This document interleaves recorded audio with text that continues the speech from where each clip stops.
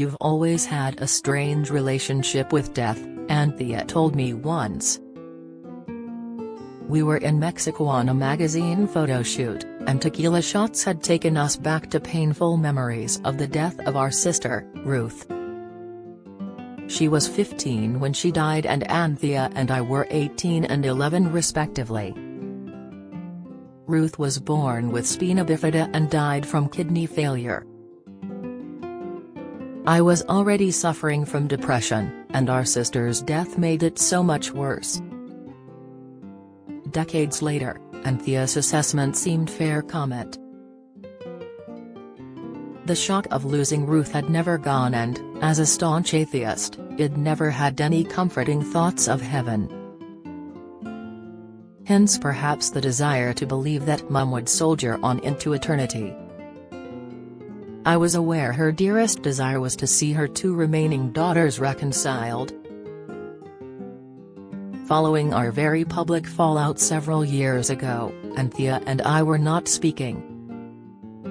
She had lent me money to solve a cash flow problem with two problematic business projects.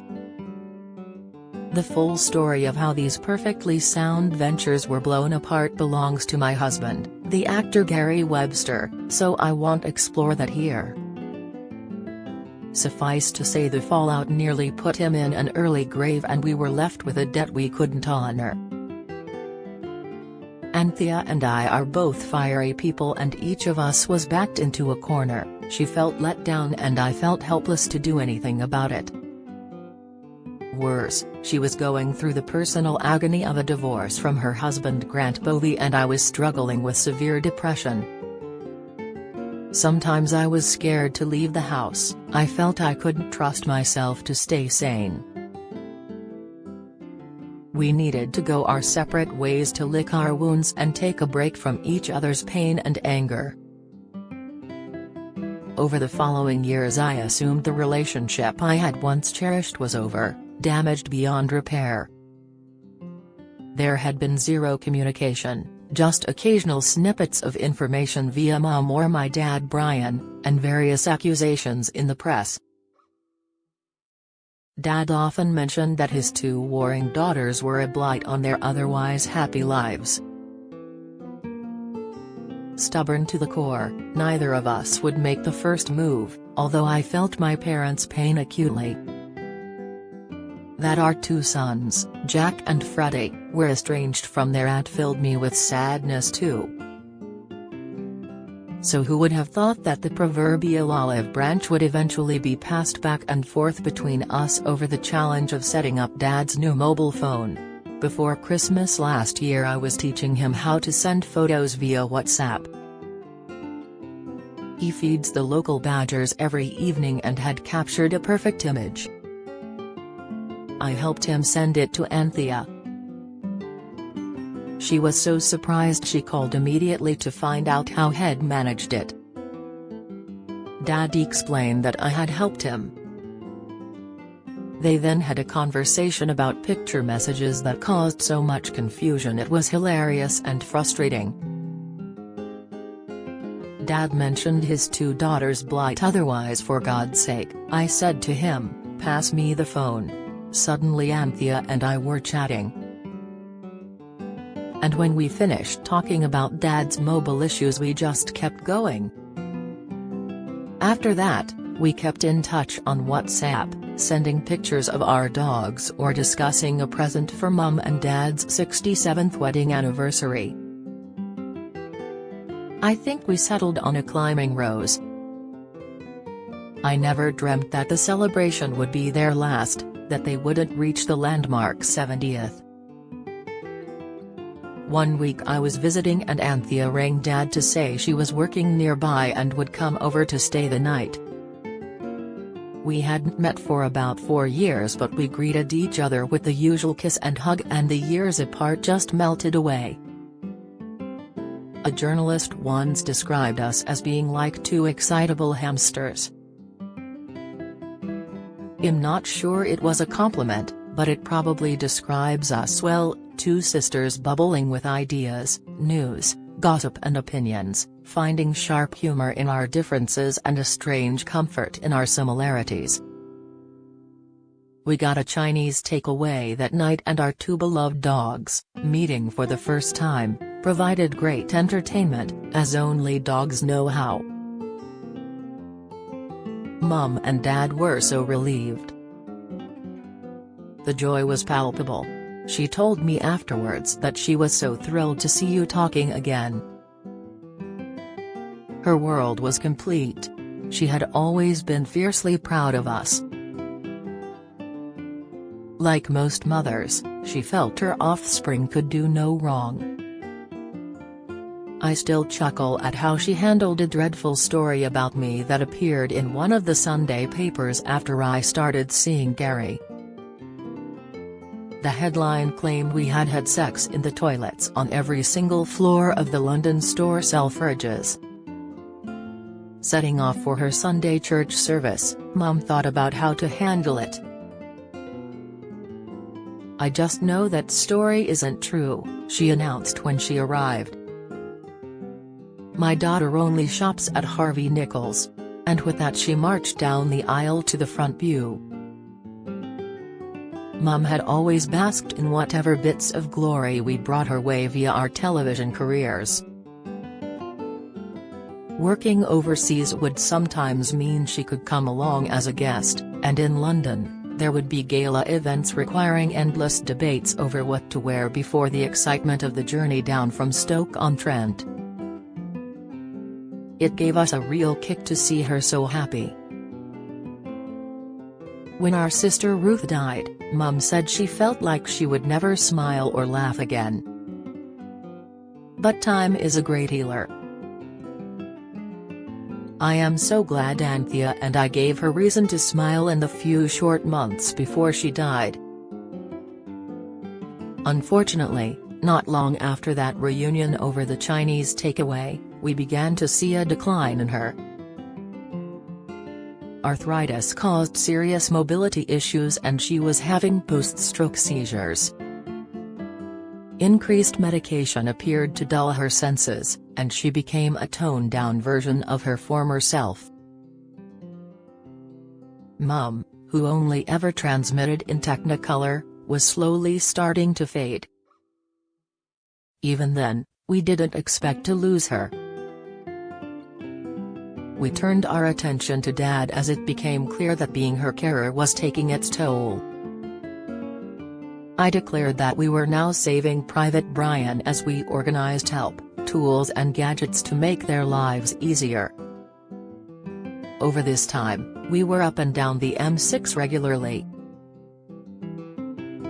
Even then, Anthea and I didn't discuss our years apart and the circumstances and arguments that caused that.